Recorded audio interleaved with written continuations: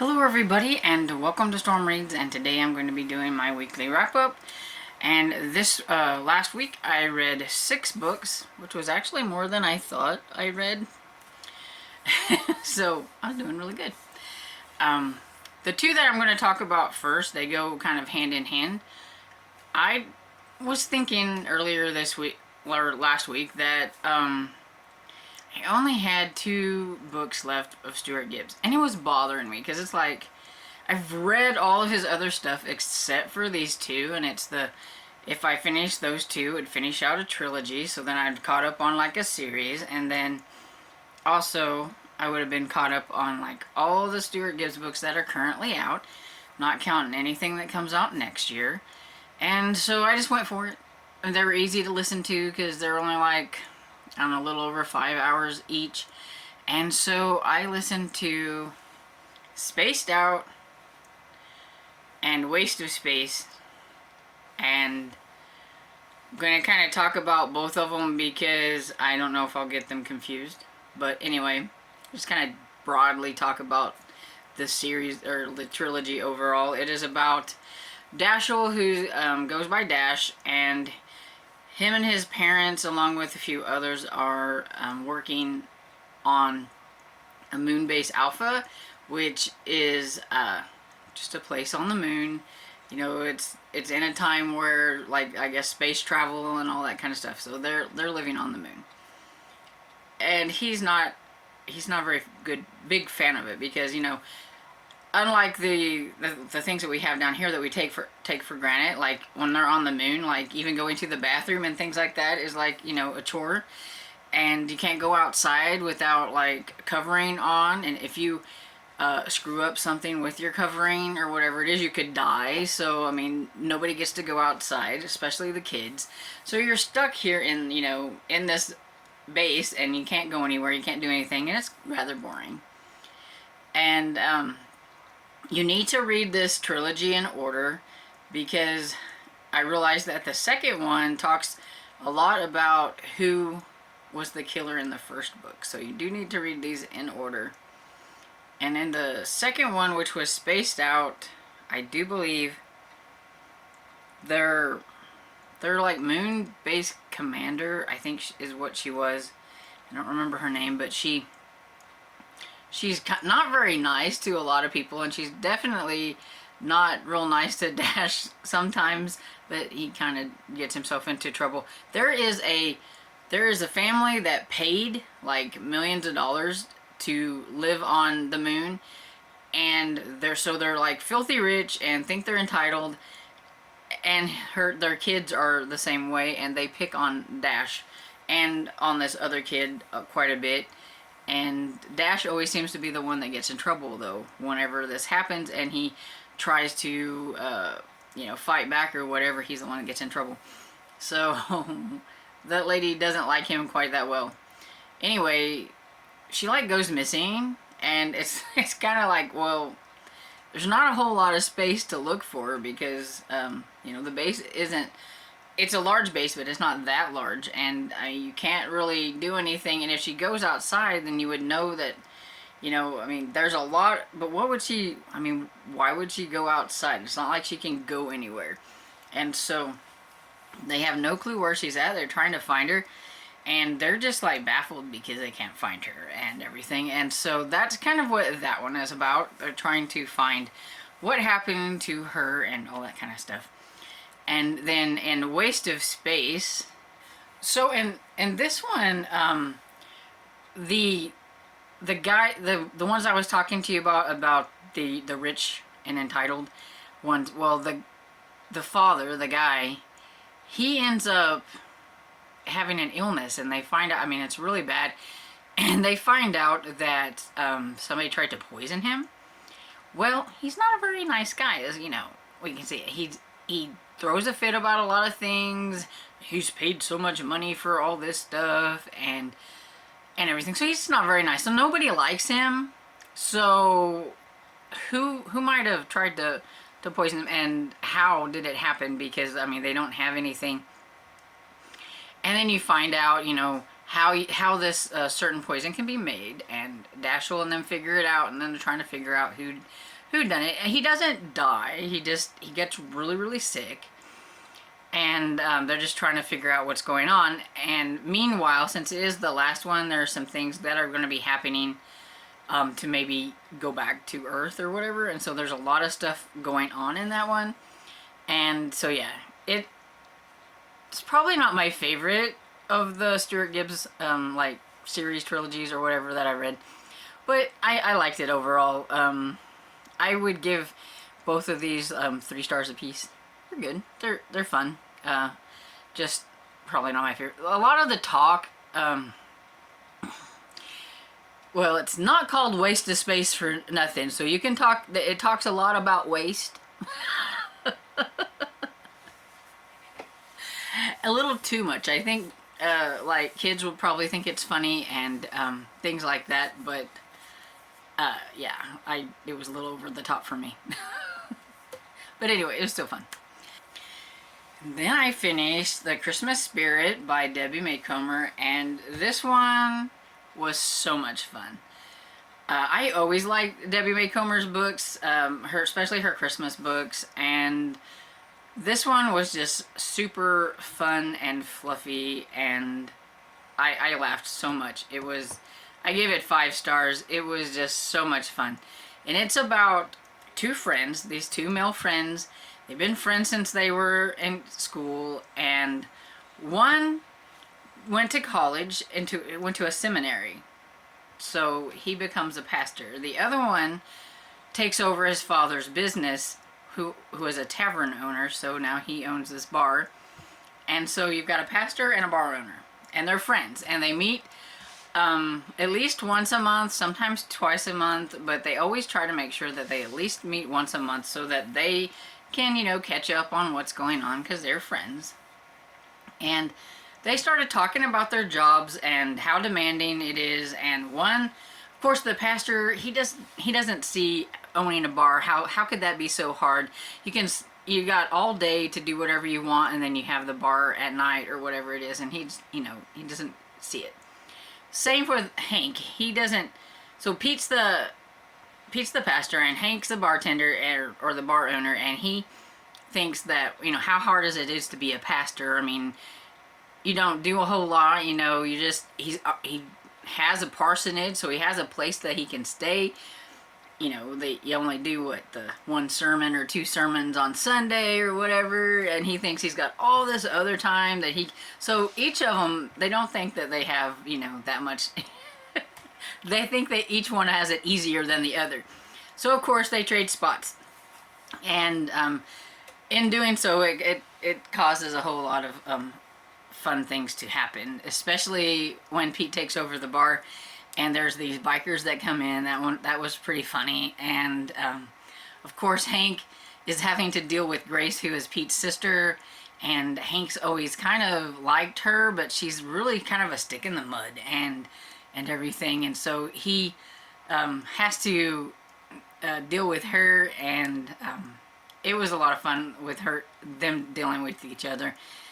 And then of course Pete's gonna find Millie, who is a waitress and everything, because it is a romance, and so it was just a lot of fun.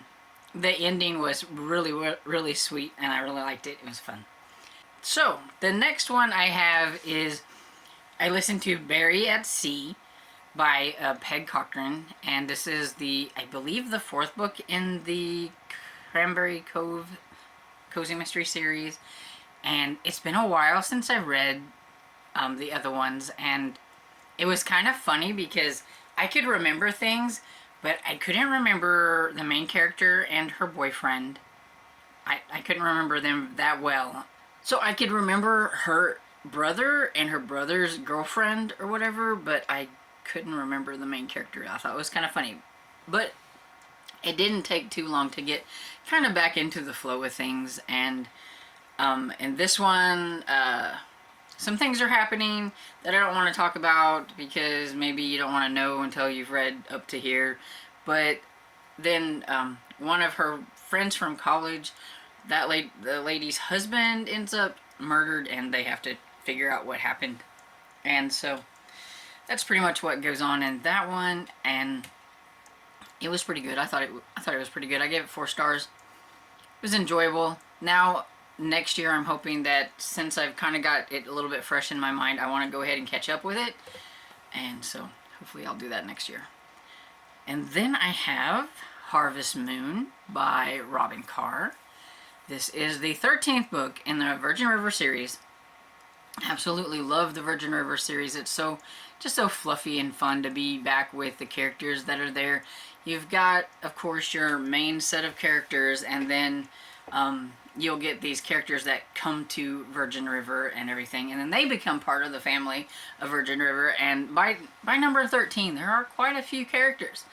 And sometimes I'll have to think, oh yeah, I know who that is. But you do have your like core characters, so you have like Jack and Mel and Preacher and Paige and all that and stuff. And so I think it was the last book. Yeah, it was the last book. We had Jillian, who comes here to Virgin River, and she settles down here, and she was the gardener with all gardening. I remember now. Well, her sister Kelly had come for a visit, but she had went back home. Well, now this one is about Kelly, and she was having having an affair, but not necessarily, like, I don't know. I don't think it quite got to the cheating phase, but it was going there and everything with her boss who was married, and the boss's wife come to confront her about things and everything, and I guess the stress of working because she was a sous chef, she was just all of that, and then that happened and everything when she passed out, so she like had an anxiety attack or whatever, and so she has decided to come and visit her sister in Virgin River to just kind of reevaluate her life a little bit, where, of course, a new guy who came in, I think he came to Virgin River during the last book too. Because sometimes I'll talk about these people, but they're just like little side characters. I'm pretty sure he came, and he come there with his teenage daughter, trying to get away from the big city and trying to help his daughter. It's his stepdaughter, but his wife had died, and so her mom, and so trying to just kind of, rethink things and all that kind of stuff. And so, of course, that they were going to be the ones that get together in this one, and it was fun. I was a little worried about the girl because I thought she was gonna be like a super mouthy teenager, and I'm not into that, so I'm like, I don't know. I mean, I understand she's hurting and all that stuff, but she was actually kind of one of the better characters, I think, out of the whole thing. She was a lot of fun. Yeah, she did have her rebellious kind of things, but she also got in with some good kids and things like that kind of helped her out, and she was seeing a therapist and all that stuff, and so it turned out to be a lot better than I thought. Her father, like her real father, who didn't want anything really to do with her, especially when she's in like her really weird goth phase or whatever, and colored her hair and all that stuff, and so gives her over to Leaf and everything. He comes into play after he finds out that she's kind of doing better, and now he wants to see her. He wants to take her on like a holiday or whatever and everything, but he was a jerk. Oh, I felt so bad. Once you find out about like him and everything, and it's like, oh, that poor kid. No wonder she's so messed up in the head. But yeah, but it was really good. I really liked it. I give it 4 stars. Maybe like 4.5 stars. I really like that one. It was a good one. I can't wait to get to the next one, because the next one is about Denny, and I like Denny. And it's going to be a Christmas one too. And we'll be starting that one soon. So we were doing 2 Virgin River ones this month so that we could get the Christmas one. So, and then the next book I have is Plot and the Pendulum by Jen McKinley. Now, usually I would like jump at this one as soon as it come out. Well, I usually like to, I prefer to read it because that's kind of how I've started the series. Audiobook doesn't bother me, but I've always kind of just read it. So I was waiting and waiting and waiting and waiting and waiting. to get a hold of the ebook. But I was on like this waiting list for the library on Libby, and it was just taking forever. And I'm like, okay, it's December. I do not want to have to roll this over. I want to be caught up on the series now. I want to read this now. I've been waiting patiently. So I just went ahead and got the audiobook off of Hoopla and just listened to it. And it was fine. Listening to it's fine. It's just, sometimes, you know, when you've started a series a certain way, you kind of like to keep it that way. Because, like, there are some series that I started them on audiobook, and I prefer just to listen to them because that's how I started them. You start something on ebook, and that's just kind of how you prefer. But I'm getting better to where I can, like, flop back and forth. Used to, it was like a no-go, but now it's not quite so bad.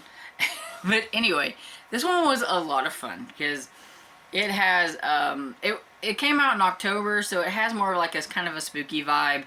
And there's this rich family in town, and the son is there to kind of take care of his mother and all that.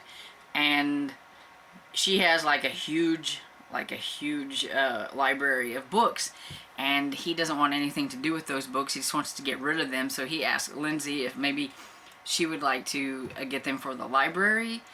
And he even shows her like one of the books. It's like a first edition or whatever, and she's like, whoa, are you sure you want to just give these to the library? And he's like, yeah, I just want to get rid of them if you want to come and pack them up. So of course her and a few of the friends of the library and things like that, they go and help with the packing. And I think there was 3 of them that were there, and they end up getting locked into like this space. It was kind of a secret space or whatever. And while they were in there, the lights go out or whatever, and when they find out anyway, there's a skeleton in there.